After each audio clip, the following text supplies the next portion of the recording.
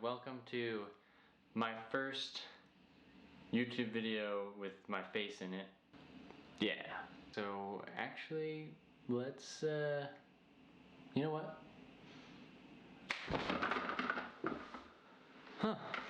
Yeah. That is a lot better. The title for today's video is Camera Basics, Setting Up for Success. So the reason that I call it that is I want to basically give you the tools if you just barely got a DSLR or maybe haven't really done a lot of photography and maybe have some questions about when you first get that camera in your hand. Like, there's so many settings and things in there that you don't have any idea like what the freak is aperture. I don't know. I just wanted to give you guys kind of like an overview of how to set up your camera for success, and it's literally just 5 things that I want to go over today that are gonna up your photography game and really make a difference in how your photos turn out rather than just taking your camera out and hoping for the best. Back when I first started photography, when I was a little kid actually, I would take my dad's digital camera and I would go around and I would just like take as many photos as possible. I just hit the shutter. Kind of worked, but at the same time, like, you have to go through hundreds and hundreds of photos of the exact same thing until you get the settings just right, and sometimes it doesn't work. These are some tips that will hopefully, when you're just starting out, really help you to kind of understand, why does my photo look like this? Why is it too dark? Why is it too bright? Why is my subject not in focus? Why is the background looking weird?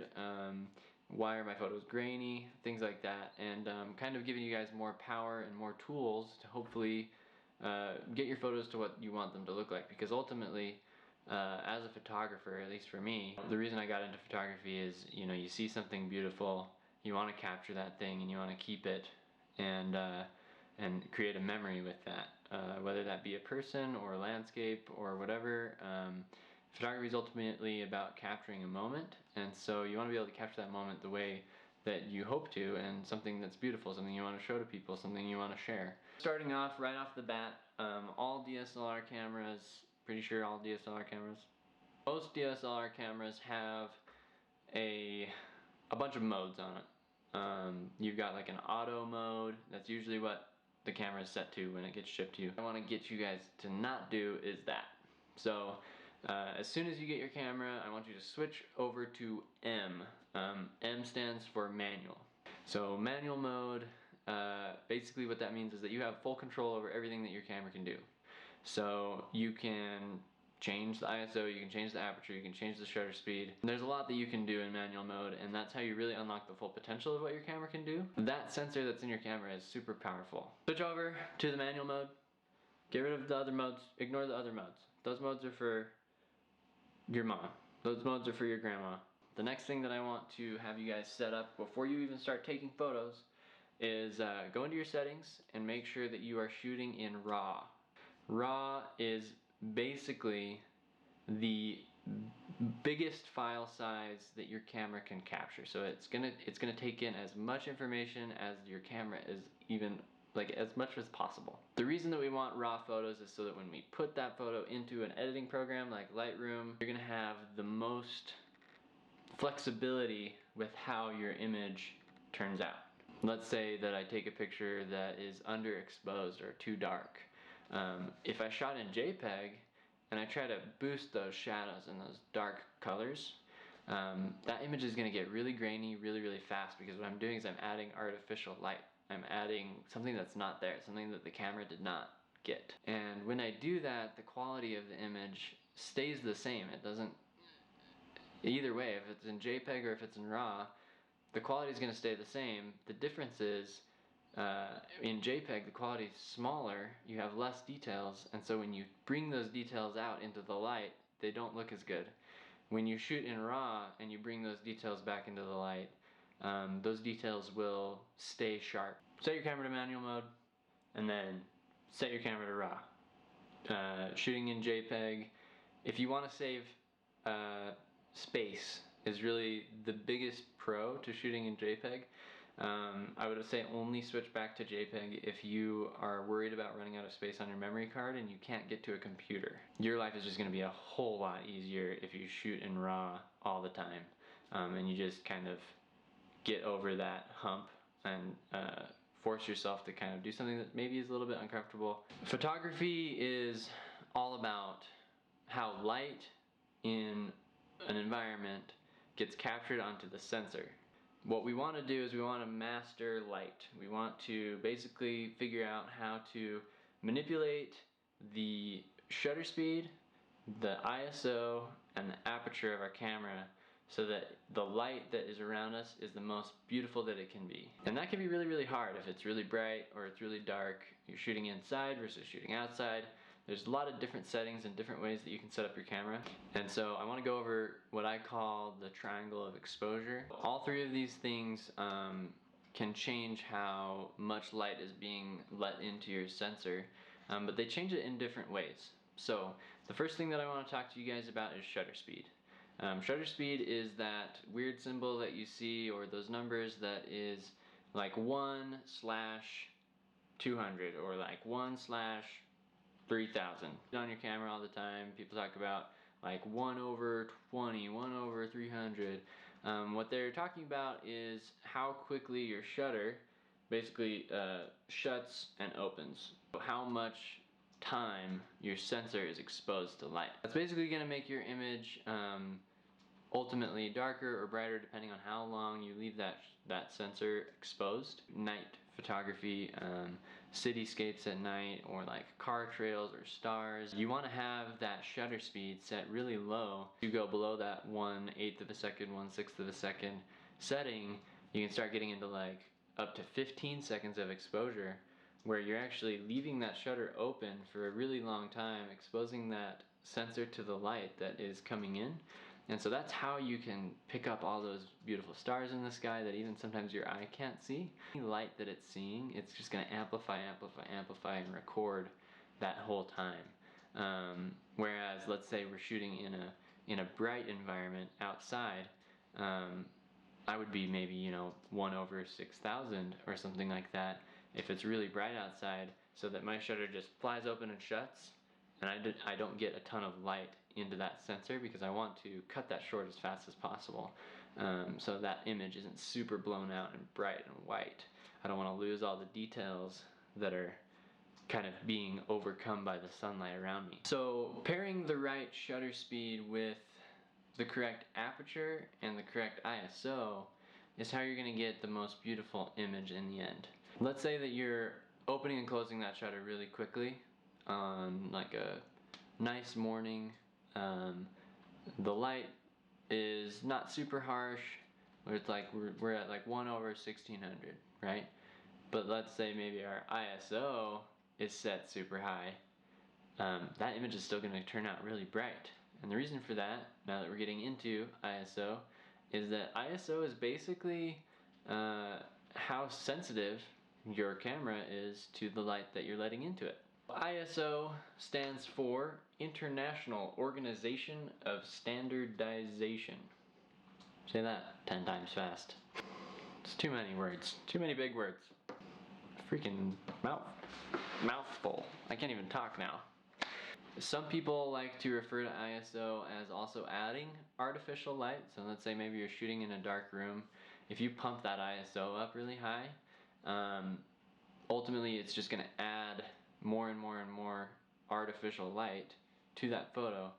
But when you do that, just like I said earlier when we were talking about JPEGs, you're actually going to add grain as well and lose some of that quality, because there's only so much that ISO can do to save a photo. Personally, if I'm trying to capture something and I'm trying to capture it really sharp, you want to keep that ISO as low as possible all the time.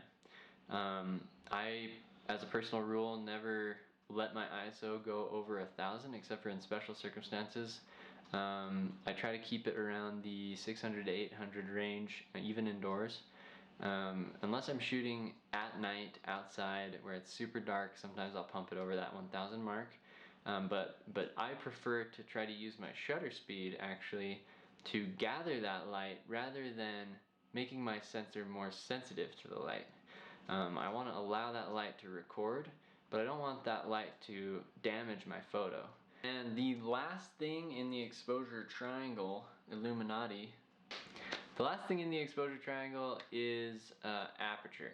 Now, aperture is a huge part of getting your image to look the way that you want it to look. Now that we know how long we want our shutter to be open, and we know how sensitive we want our camera to be to light, we can kind of decide with our aperture what type of a story we want to tell with the image that we're taking. Aperture basically is how much the lens of your camera closes in and creates a pinhole or opens up.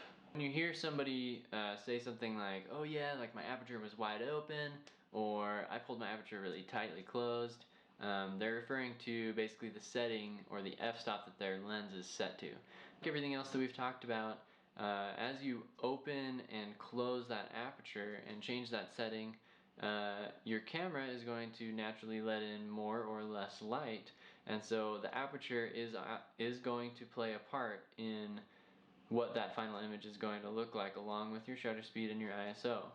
So you want to be careful about how you set up your aperture, especially in really, really bright situations, and that's where things like neutral density filters and ultraviolet filters come into play.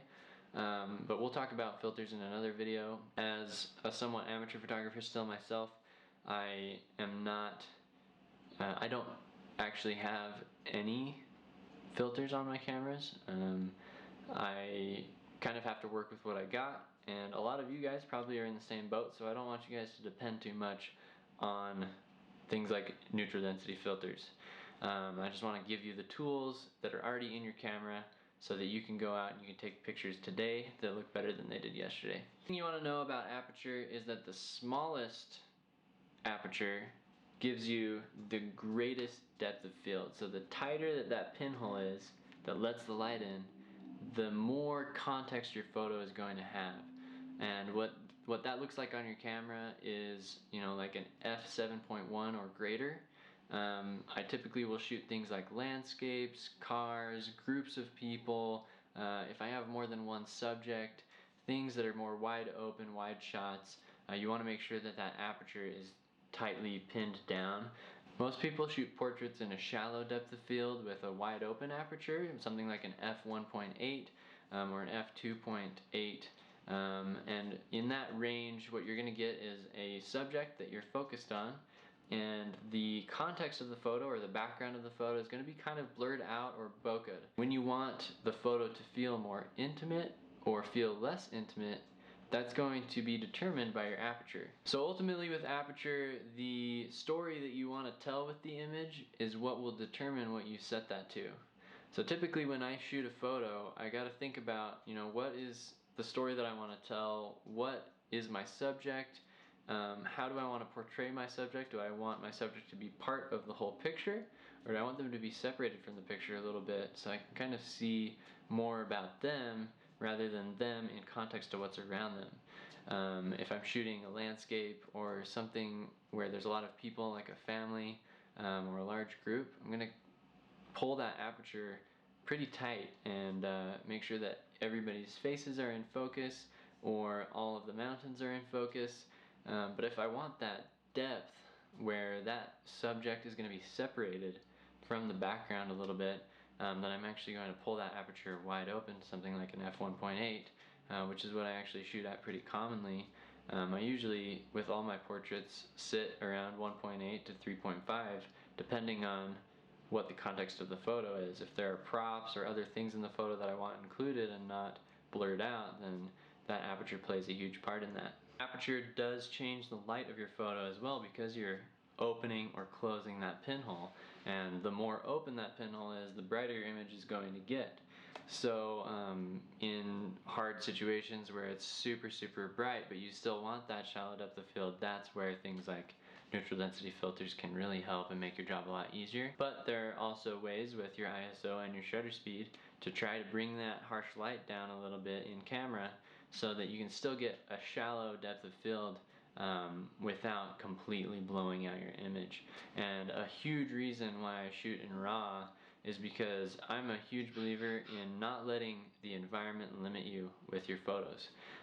If I shoot at noon, I'm going to shoot at noon. I'm going to do the best that I can. I'm not going to let the environment determine for me whether I can take a picture or not.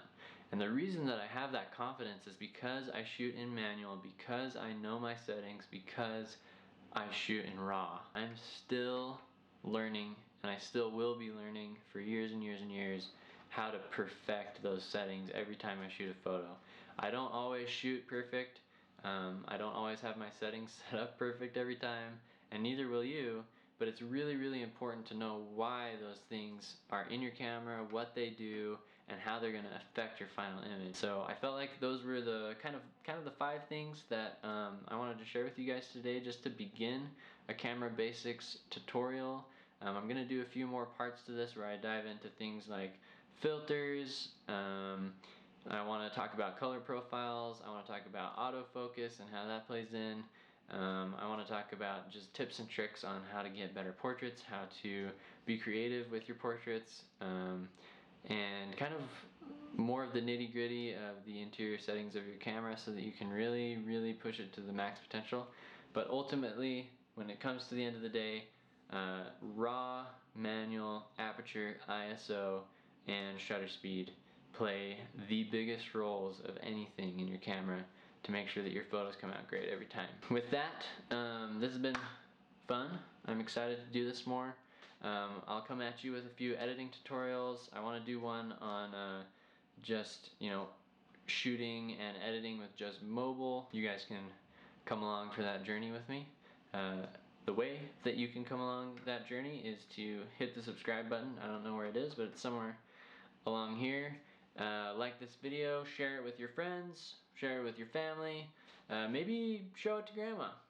Maybe show grandma this video, maybe she'll put her camera into manual mode and you can teach her a thing or two about ISO, aperture, and then grandma can take really good pictures. And that'd be super cool. I'll follow your grandma on Instagram. That'd be interesting, for sure. Yeah, it's been fun. I'm Seth. Be sure to subscribe, and I will talk to you guys in the next one.